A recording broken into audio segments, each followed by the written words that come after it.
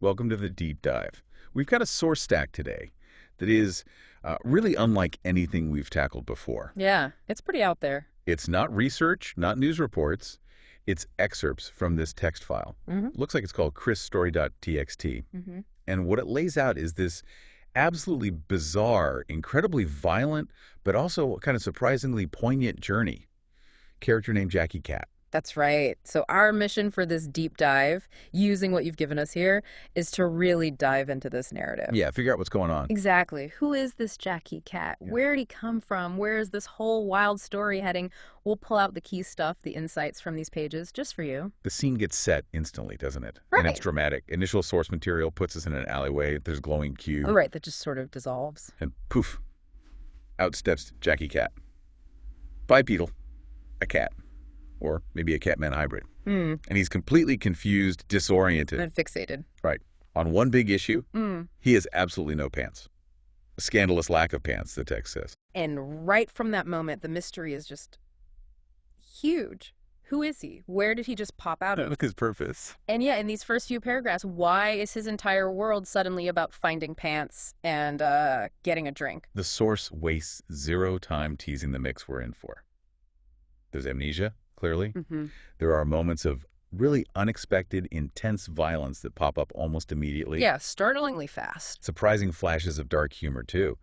And underneath it all, this feeling, this dawning sense that this isn't just random. It's part of some grand high-stakes mission. Definitely. So let's jump into how it all kicks off. The source details his entrance with real impact. He materializes from this glowing cube. Which dissolves with a faint pop, just like that. And his description is fascinating. Upright, sleek, tabby fur, powerful legs. But yeah, the clothing situation is... Non-existent. Scandalous lack of clothing. And his first words, Mm-hmm. what he needs. Hilariously specific for someone who just arrived via glowing cube. Pants and a drink. But not just any drink. No. A good, strong, brain-numbing drink. Zero talk about his origins, just these immediate, almost mundane problems. Which ties right into the memory blank. The source calls his mind a digital void.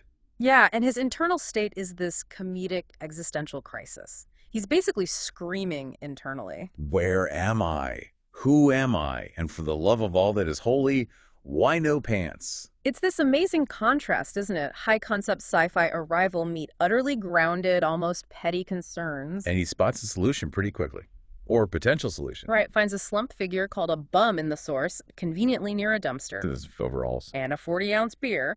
Jackpot, sort of. His method for getting these items gives us that first hint of his unique skill set and maybe his ethics. Described with the delicate precision of a surgeon and the moral compass of a raccoon. That's quite a line. While muttering about necessity and grand larceny, justifying theft moments after, interdimensional travel. But then as he's grabbing the overalls, the guy wakes up. Embellish. Where are my pants? And it's not just a mugging anymore, it escalates. Fast. Instantly. Jackie's reaction is a blur of motion. A kick described as a Jackie Chan move infused with pent-up frustration. And the source doesn't hold back on the impact. A sickening, wet CRC. It's brutal. The description that follows is incredibly graphic. Mm-hmm. Nose flattened. Crimson mist. One eyeball pops out, dangling. His last thoughts are gurgling. But what really stood out to me was Jackie's reaction after this happens. Right. This sort of detached, almost professional air. He just muses, that escalated quickly and messily. And immediately checks his loot, takes a swig of the beer. No panic, no horror from him, just evaluation. It tells you so much about his baseline right away. Capable of extreme, sudden violence. Oddly pragmatic about it. The source just throws us into this world. Cosmic origins meet alleyway brutality. Exactly. No gentle landing here. Yep. It's immediate need, immediate conflict, and immediate, really disproportionate force. Sets a violent, unpredictable tone. So, pants acquired, beer in paw. Through this really brutal act, Jack keeps going down the street. Still processing, muttering about time travel. Seems like a lot of work for a thirst this profound. The mundane concern is still right there, even as his mind's grappling with, well, time travel. And then he sees it. Neon signs.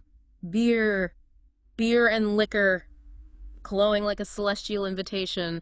The quest for a drink continues. But there's a barrier. A bouncer. Built like a brick outhouse, the source says, and he's immediately dismissive. calls Jackie a furball, No kitties allowed. which, based on what we just saw, feels like a really bad call. A very bad move, absolutely. This leads straight into violent confrontation number 2, and again, it's explosive. Jackie reacts with sudden explosive burst of power, a thunderous uppercut. With the force of a small meteorite, the source doesn't pull punches here either. No, Bouncer's head snaps back, sickening impossible angle. A fountain of thick, viscous blood erupted. Grotesque, crimson rainbows. Yeah. And the eyeballs again. They bulge and burst, spraying gore. The consistency of this extreme, almost cartoonish violence and Jackie's reaction. It's a defining thing early on. Totally. He snatches the Bouncer's sunglasses midair, puts them on, adjusts them. And just steps over the pulped, twitching form into the bar. It's chillingly casual. It really is. He's just checking off boxes. Get pants, get drink, remove obstacles with lethal force. Inside, he's in these huge overalls, looking a bit silly, runs into the bartender, scrawny, greasy ponytail. Also dismissive. Calls him a mangy piece of garbage. We don't serve your kind.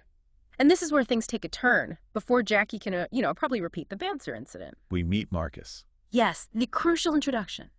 Described with kind, warm eyes, dreadlocks, the unmistakable calm demeanor of an older Jamaican man. Marcus steps right in, cuts the tension. Yo, what the bloody hell you harassing that man for, eh? And offers Jackie a drink. It's on me. This feels huge. First person who doesn't react with fear or dismissal, just kindness, intervention. And it leads to Jackie's big realization. Yes. He says, thanks, man. And the source describes the shock. He realizes he can talk. His internal monologue is pure chaos. This changes everything. He was a time-traveling, bipedal, pantsless, violently efficient talking cat. Self-awareness meets the bizarre truth. But what's even more bizarre, and a real insight the source gives us, is how everyone else in the bar reacts. Exactly. Nobody cares. A talking cat walks in, possibly after extreme violence outside, wearing stolen overalls and sunglasses. And he's just another guy at the bar. The source says Jackie feels both liberating and mildly insulting. It's incredible. It suggests this world, or this corner of it, is already pretty strange. Or maybe there's something about Jackie that lets him blend in. This acceptance is totally inexplicable based on his arrival, but it's there. It's key world building. This isn't our normal. He gets his drink. Overproof Jamaican rum and cranberry.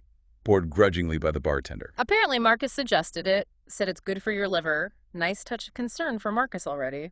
And Jackie's reaction to the drink and back at the bartender is pure Jackie cat. He purrs menacingly. This is a bloody good drink, and a good thing too, you arrogant little arse. You're lucky you didn't piss me off proper. Accepts the kindness, doesn't forget the slight. Then he meets Marcus's family.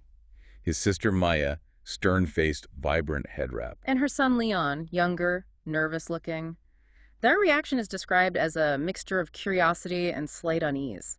More natural, maybe, but still open. Jackie joins him in the booth. Marcus's warmth is immediate. Welcomes him, says he looked like he needed it. And Marcus, maybe just casually, throws out the question that unlocks it all for Jackie. It says he looks like he just stepped out of a time machine, perhaps. Boom! Like lightning. Jackie realizes, time machine. That's it. He asks the year. Marcus confirms, 1998. And with that specific year, fragmented memories flood back. A sterile facility, bubbling vials, a countdown, and that one word, extinction. The purpose starts coming into focus. He's from the far future, sent back to stop something terrible. A catastrophic event, a cataclysm rooted in the past. His mission, stop the end of the friggin' world. He shares this vague, huge mission with the group. I have to stop something bad, really, really bad. And they don't dismiss him. Another sign of their, unique acceptance. Marcus senses the weight of this, suggests stepping outside for a smoke, thinks it gets the thoughts moving. The source is specific about this smoke. Thick, hand-rolled cigarette. Clearly not tobacco. Jackie's reaction to the smell is odd.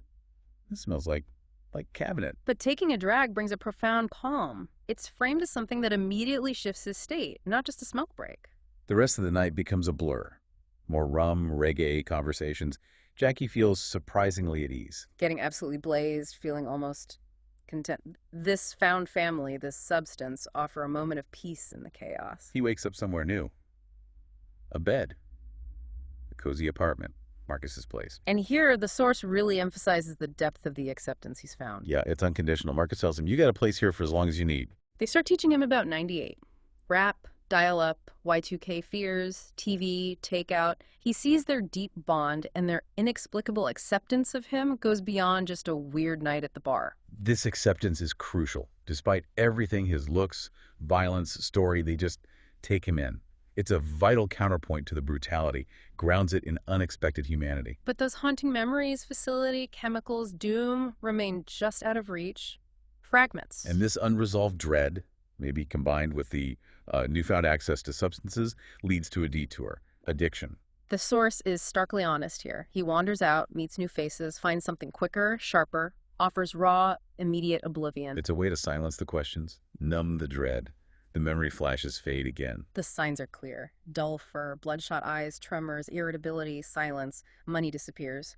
Source notes his internal moral compass screamed, but the cravings were louder. Shows his vulnerability. The family's reaction is powerful. No yelling, no kicking him out. They look at him with immense sadness, a quiet determination. Their acceptance is really tested here. Yeah. And proven. Maya finds him, shaking, baggie beside him. Her words are gentle but firm.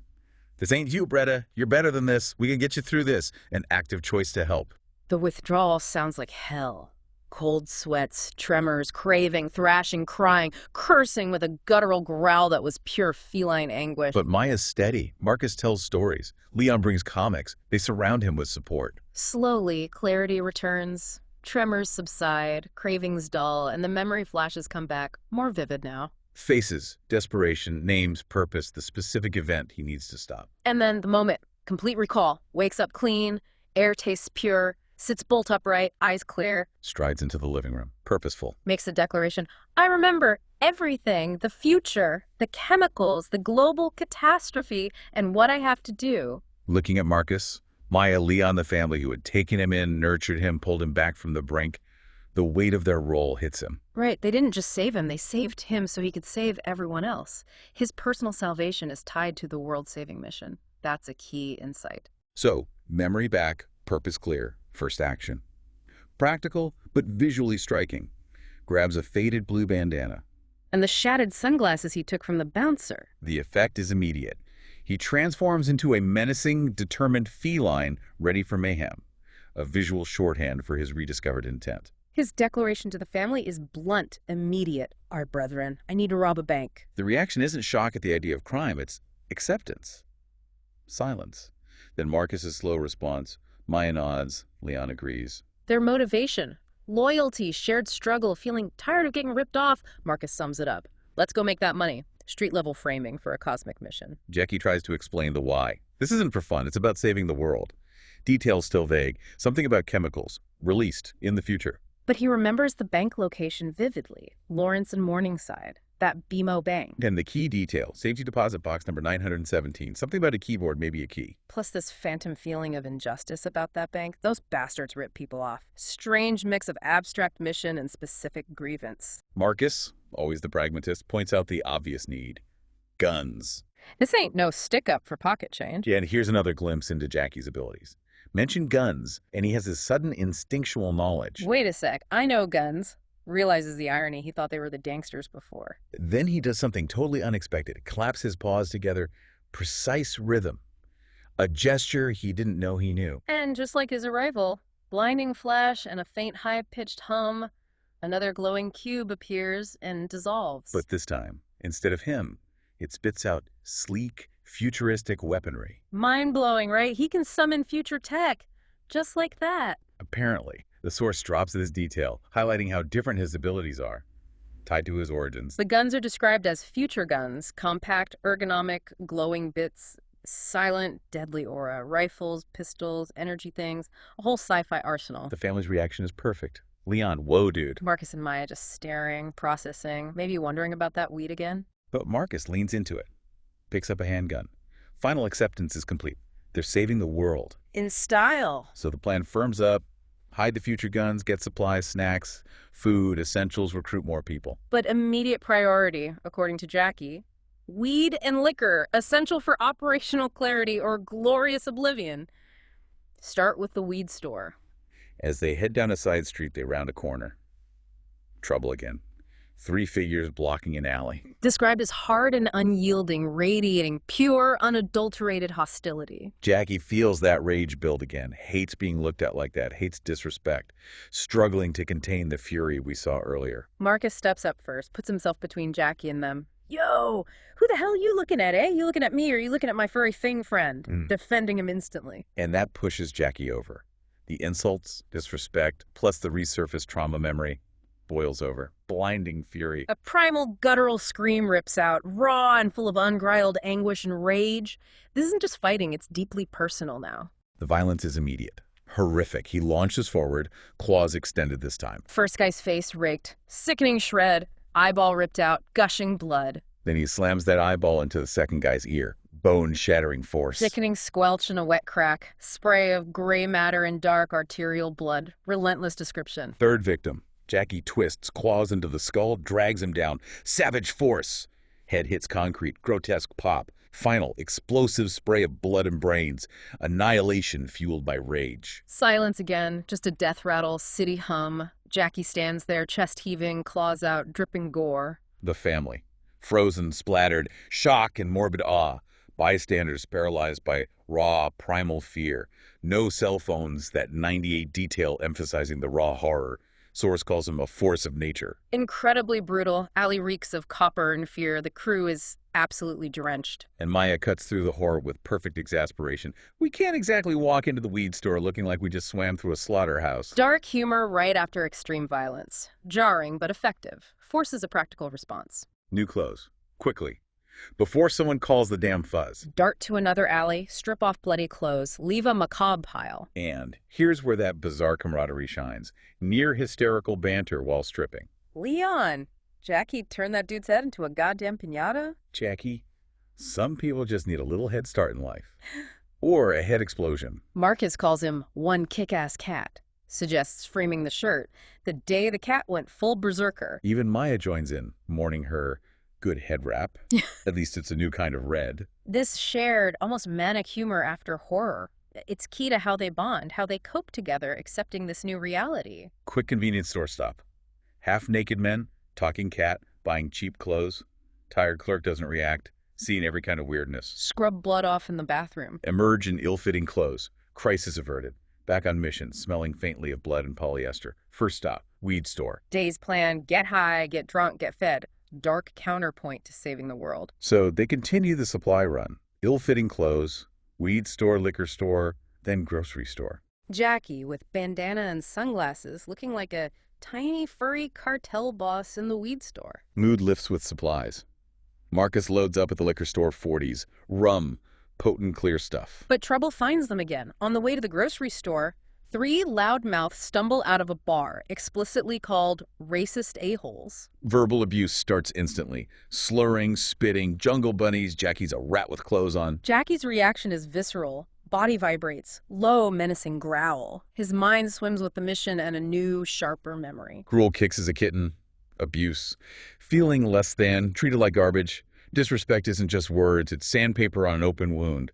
Links right back to his deepest trauma. And this trauma-fueled rage unleashes brutal attack number 2 for the day. Jackie moves first, pure fury. Launches at the crotch, claws ripping upward, horrific efficiency, fountain of blood, fluids, man collapses, convulsing. Lands on the second victim's face, sickening squelch, claws rake down, flaying skin, ripping jaw open, eyes become bloody sockets, consistently, unflinchingly graphic. Third guy tries to run. Marcus trips him. Jackie clamps onto his neck, notably, not to kill, but hold him. Delivers a blindingly fast flurry of strikes to the chest, tearing ribs, puncturing organs, man chokes, chest cavity a pulpy ruin. Silence again, death rattle, city hum. Jackie panting, first lick, sunglasses intact. Marcus offers dark, cutting humor, looks at the carnage, the shoes. At least we don't have to worry about them voting Republican anymore. Another injection of dark humor, social commentary, right after violence. They move on, walking. Shell-shocked, but the source says invigorated. This violence wasn't random. It was a response to slurs, disrespect, links Jackie's trauma to their struggles. And they start sharing stories. Marcus on fighting oppression, losing his sister, protecting family, brethren. Maya on standing her ground, blending in, protecting Leon the future. Leon on his absent dad, Dodging things, Jackie's lack of hesitation. You just do it. These shared vulnerabilities are key. Jackie connects deeply, rasps, I know that feeling, being treated like you're nothing, like you're just some thing to be kicked around. His gaze hardens. You want to treat me like an animal? I'll show you a damn animal. This connection is critical. His kitten trauma fuels his defense of this family, his mission. Fighting a future catastrophe intertwines with fighting present-day oppression. Talk shifts to lighter stuff. Chips, hiding future guns, stumble into the grocery store. Mundane after intensity. Source emphasizes they're now a family forged in fire, blood, and a shared understanding of unfairness. Mission becomes personal, saving the world together. Back at the apartment, smelling of weed, beer, cheap sweatpants. Jackie's restless, head throbbing, mission details still elusive, agonizingly close. He can almost taste it. This end he has to stop. Marcus offers an unconventional idea, often used for insight. Mind expansion. Mentions magic mushrooms, clinical-grade LSD, links it to unlocking things. Given the desperation Jackie's in immediately, sure, why not? I'm down for anything that'll kick this goddamn memory into gear. Takes the shrooms, the tab. Marcus sets the scene. Loud reggae, the usual banter provides a grounding element. Described as a brutal, vulgar symphony of friendship. Insults masking affection. This bond is the safe space. Jackie's initial reaction. Physical, immediate, uncontrollable giggle. Room breathes, colors shift, music swirls. Marcus observes he looks like he just saw God doing the Macarena. But the trip needs space. Sudden urge to move? Go outside. Staying inside might lead to a bad trip. We need to go for a walk. Destination: Morningside Park. Marcus, thinking ahead, grabs the smallest future handgun. Pragmatic petch, just in case. Adds, might help Jackie remember things too. Enter Morningside Park. Night, dark expanse, long shadows from streetlights. Feels expansive, ready for revelation. Conversation grounds the trip in the era. Jackie asks about 98 obsessions. Y2K, The Matrix. Asks Marcus if he thinks reality ain't even real. Jackie dismisses The Matrix shoddy coding if this world was simulated. Points out the blood, lack of undo button, unique perspective. Maya, practical, asks again, why rob a bank? Jackie repeats the clue. Safety deposit box, 917 keyboard, a key, brain like a corrupted hard drive. Leon offers the perfect analogy. Jackie's like Neo, the chosen one, but a cat who makes heads explode. Pop culture filtered through their violent reality. Jackie connects to his past trauma again. Agrees with the chosen one idea, pretty much. As the detail of being abandoned, kicked like a goddamn soccer ball, feeling a bruise right in my soul. The source keeps bringing this back. It's fundamental. Marcus and Maya offer comfort, reinforce the bond. Marcus, Bretta, that's why you gotta hit back harder. Maya, find your tribe, people who see you, ride or die with them, validating his past and present. As the LSD hits hard, the park comes alive. Sounds clearer, ground spongy. Jackie feels the earth breathing. Reality dissolves. They encounter a crackhead asking for change. Jackie's disdain, sharpened by the drug, is intense, focused on weakness for being exploited. His solution: swift, efficient, notably not claws. A sharp, resonant smack with an open paw, like a thunderclap. Crackhead reels, scrambles away. Jackie's almost bewildered. Well, that was efficient. Marcus approves, claps him on the shoulder. Better than money. You're a natural. Suggests finding a spot to properly enjoy this trip, acknowledging the real purpose. And then, the cosmic revelation unfolds. World unravels. Stars blur to galaxies, colors swirl, images flood Jackie's mind. He sees his maker Cress. Massive turning point. Realizes he wasn't evolved. He was carefully, brilliantly engineered. Genetically combined. Multiple human and strength-worthy animal DNA. Kept feline form. Designed for a purpose, for power. Source specifically notes strength agility to rival Captain America. His tiny brain explodes with a surge of cosmic energy. This explains everything. Abilities, appearance, arrival. He's created a weapon, maybe, designed with traits, sent on a mission, huge insight into his identity. He also sees the villains. Future architects of destruction. Vision sharpens on them. His reaction, graphic, furious curses. King dicks. A-hole dicks. Motherfing assholes. Mission becomes deeply personal on a cosmic scale, too. And remembers his father. Warm, loving face. Human Father Chris hears his voice. Don't forget your mission. I know you can do this. You're the only one. Adds another layer. Creator was also a loving parent. Put the weight of the world on him. All pieces click. Future wasteland images, present moment, potential obstacles, sees key points, critical moments, precise steps. Brain processes at light speed, connects his purpose. The family watches him twitching, vibrating, Marcus wisely says, don't startle him, let him remember, protecting him during the breakthrough. Suddenly, burst of energy. Drug-fueled, power rediscovered, Jackie leaps, soars into the sky. Tiny feline projectile, arcs impossibly high. A true leap of faith and pharmaceuticals. But the landing brings back the absurdity. Miscalculates. Lands directly in the campfire for a quick second. First singes. Faint crackle. Reaction is instant. Yow! Leaps out, shaking paws, wisp of smoke from his mustache. And Marcus just bursts out laughing. Try to turn yourself into a roasted marshmallow. Leon and Maya join in. This physical comedy after cosmic revelation, quintessential Jackie Cat's horse tone. And he joins the laughter. Chuckle rumbles. Intense knowledge imprinted, mission sharp, but immediate reality is singed fur, shared humor. Classic. Decides not to tell them everything yet. Enjoy the buzz, the connection. Rest of the night. Drinking, smoking, hazy contentment, dark humor. Marcus slaps another crackhead. Back at the apartment, collapse into beds. Drugs, mission weight catching up, recognize tomorrow is the big day. Morning after. Hangovers. Jackie's surprisingly spry, though, making scrambled eggs. Stark contrast to the usual scent. Another memory flash surfaces, tied to the mission, a place, a person. Yellows, senses a keyboard there, can help remember specifics. Marcus knows Yellow. Yellow Man, the wicked beats maker, a wizard with a keyboard, the clue keyboard, and a person Marcus knows who uses keyboards. Feels specific. Marcus calls him. Get in Marcus's beat-up Honda. Drive is mercifully uneventful. Arrive at Yellow's slightly less dilapidated apartment, vibrant with sound gear, turntables, mixers, speakers, keyboards. Yellow's domain. Yellow himself. Lanky, infectious smile. Completely unfazed by Jackie. Greets him casually. And who's your furry friend here? Looks like he's ready to drop some rhymes. Another person just accepting it. Jackie and the crew lay out the whole outlandish scene. Time travel, mission, chemicals, bank robbery, exploding heads. Yellow listens, wide-eyed, nodding. His acceptance adds another member to the crew.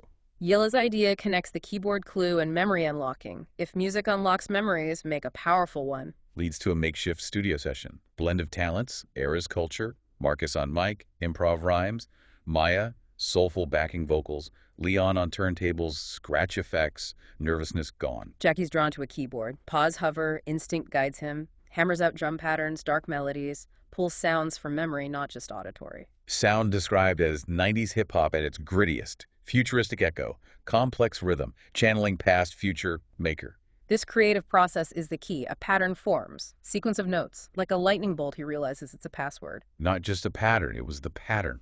Remembers it sharp and clear. Crucial insight. The key wasn't in a sterile facility or a memory flash mid-fight. It was unlocked through collaboration, creativity with his found family and friend, expressed through mixing. Keeps the password secret for now. Mission solidified. Finish the mix. Raw, vibrant blend of past and future. Dusk settles. Crew high, drunk, head home. Bass thrumming. Nobody asks about the password or memories, except he's closer to his truth, what he needs to do. Next step clear. Link to password, bank clue, need more people. Pieces falling into place. Yeah. Bank robbery is the start of the final push. Okay, so what does this deep dive into ChrisStory.txt really give us? We follow Jackie Cat from pantsless amnesiac arrival Out of a glowing cube. through shocking, brutal violence. Addiction, recovery, all thanks to this unexpected found family who just accepted him. Saw him undergo that mind-bending trip. Remembering his origins engineered by Chris, his human father figure. Strength like Captain America. Saw the future villains. Connected his cosmic mission to his personal trauma being disrespected, treated like an animal. And finally, through that music session, unlock the key. A password, embedded somehow, needed for the bank robbery at Lawrence and Morningside. Box 917. This source stack gives us a deep, violent, strange, darkly humorous look at how a hero is formed, or something like a hero. A deeply flawed, incredibly dangerous, talking, time-traveling cat hero. Exactly. Consider this, though. Jackie's journey isn't purely noble from the start. It's fueled by forgotten trauma, numbed by addiction, rediscovered through psychedelics. And ultimately grounded, given personal weight, by these unexpected bonds. People who saw him, accepted him, rode with him, even at his worst or most violent. So what does that tell us? About where real strength, purpose, even salvation might come from in the most chaotic circumstances. Something to mull over until our next deep dive.